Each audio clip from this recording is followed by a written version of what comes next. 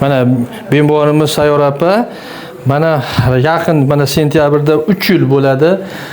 Og'ir shikastlanishdan keyin mana juda katta operatsiyani o'tkazdi. Mana hozir operatsiya bo'lganlarga oxirgi eng katta operatsiya bo'lganiga mana 20 kuncha bo'ldi. Mana opamiz turib oyog'ini bosdi. Mana o'zini oyog'i. Bosing oyog'ingizni, bosing. Mana endi sekin yurishni boshlang. Mana yurgizishni boshladik. Mana opamiz sekin o'zingiz yuravering. Yuring, bosing. Yuring, qo'rqmang. Ana shunaqa endi bosib, oyog'ingizni, o'sha oyog'ingizni ham bosing. Mana bosganingizda mana bu polni bosib turingda. Bosganingizda hech qanaqa og'riq yo'qmi? Og'riq yo'q, og'riqlaringiz yo'q. Endi mashina bosib urgatasiz. Bu necha yil bosilmagan oyoq yog'ochga o'xshaydi.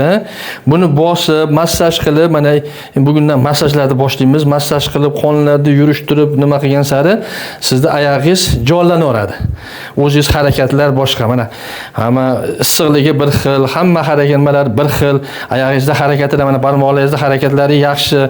Faqat bosib yurishni o'rganasiz. Endi yosh boladek yurasizda, xudo xolasa yurasiz. Sekin yuravering. Rahmat. Bo'ldi.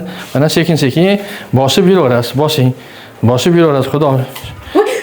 Bosing, qo'rqmang. Sekin-sekin bosib, ana shuni xudo xolasa bosib o'rgatib olamiz.